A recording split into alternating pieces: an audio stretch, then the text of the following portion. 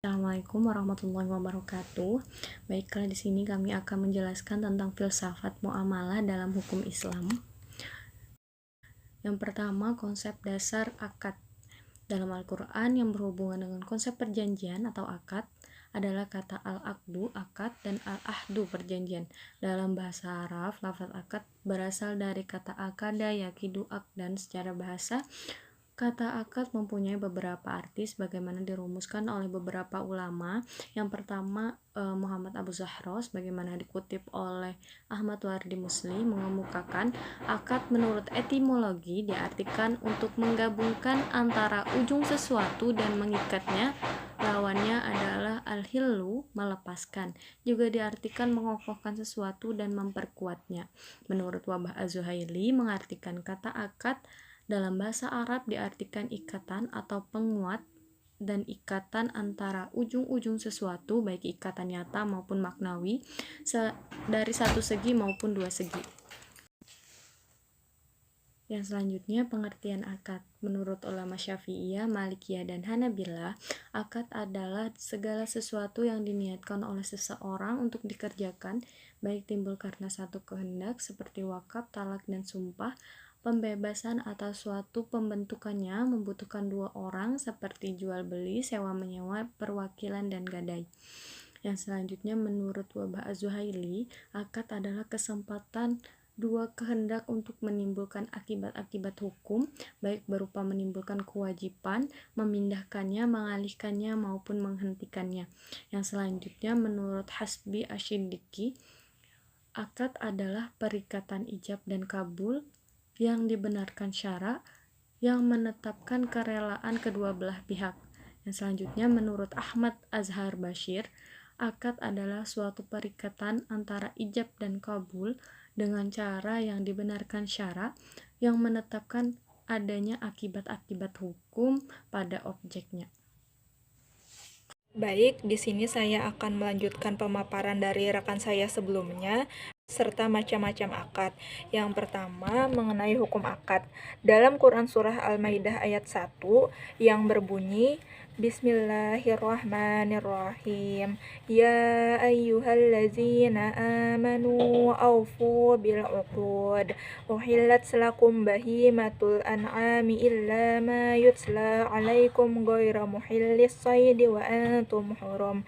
Innallaha yahkumu ma yurid.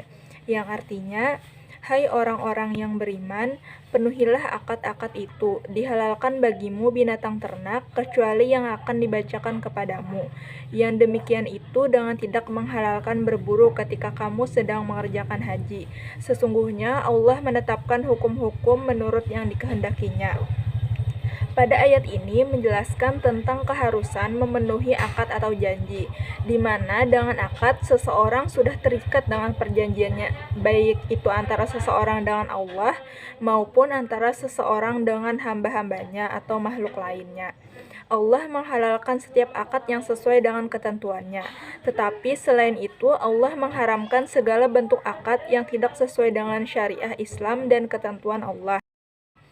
Adapun rukun akad yang pertama ada al-aqidain, yakni para pihak yang terlibat langsung dengan akad. Yang kedua ada mahlul akad, yakni objek akad, yaitu sesuatu yang hendak diakadkan. Kemudian yang ketiga, sigat akad, adalah pernyataan kalimat akad yang dilaksanakan melalui pernyataan ijab dan kabul. Kemudian syarat akad, yang pertama tamyiz, yang kedua berbilang pihak atau lebih dari satu. Kemudian yang ketiga, persesuaian ijab dan kabul. Yang keempat, kesatuan majelis. Yang kelima, objek akad dapat diserahkan. Yang keenam, objek akad tertentu dan dapat ditentukan. Yang ketujuh, objek akad dapat ditransaksikan, artinya berupa benda bernilai dan dimiliki. Kemudian yang terakhir, tujuan tidak bertentangan dengan syara. Adapun macam-macam akad, yakni yang pertama ada akad munjis, yaitu akad yang dilaksanakan langsung pada saat selesainya akad seperti jual beli. Yang kedua, akad mu'alaq, yaitu akad yang dalam pelaksanaannya terdapat syarat yang telah ditentukan dalam akad. Yang ketiga, akad mudaf, yaitu akad yang dalam pelaksanaannya terdapat syarat-syarat mengenai penangguhan pelaksanaan akad, pernyataan yang pelaksanaannya ditangguhkan hingga waktu yang ditentukan. Perkataan tersebut sah dilakukan pada waktu akad. Selanjutnya adalah akad dari segi keabsahan. Akad sahih yaitu akad yang telah memenuhi rukun dan syarat. Hukum dari akad sahih ini adalah berlakunya seluruh akibat hukum yang ditimbulkan akad, serta mengikat kedua belah pihak yang berakad. Akad ini terbagi menjadi dua, yaitu akad nafis dan akad mauquf. Kemudian dilihat dari segi mengikat atau tidaknya. Nah, yang pertama, akad yang bersifat mengikat bagi para pihak-pihak yang berakad, sehingga salah satu pihak tidak boleh membatalkan akad itu tanpa seizin pihak yang lainnya. Kemudian yang kedua adalah akad yang tidak bersifat mengikat bagi pihak-pihak yang melakukan akad, seperti dalam akad al-wakalah, yaitu perwakilan, al-ariyah, pinjam-meminjam, dan al-wadiah, barang titipan. Selanjutnya ada akad yang tidak sahih, yaitu akad yang terdapat kekurangan rukun dan syaratnya, sehingga seluruh akibat hukum yang tidak berlaku dan tidak mengikat kedua belah pihak yang berakad. Selanjutnya adalah berakhirnya akad. Nah, akad ini berakhir disebabkan oleh beberapa hal. Yang pertama yaitu berakhirnya masa berlaku akad tersebut. Yang kedua adalah dibatalkan oleh pihak-pihak yang berakad.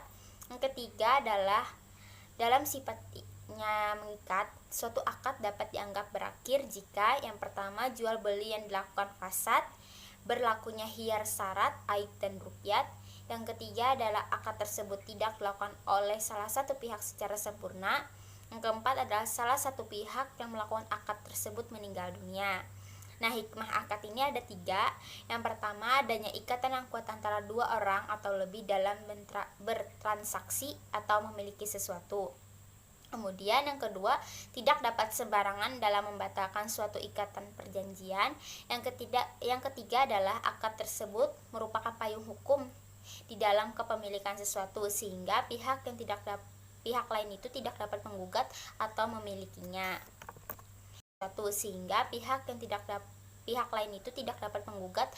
memilikinya. Kemudian hikmah tasri dalam akad tabaru dan akad muadalah. Nah, akad tabaru ini adalah segala macam perjanjian yang menyangkut transaksi yang tidak mengejar keuntungan atau juga disebut dengan non-profit transaction.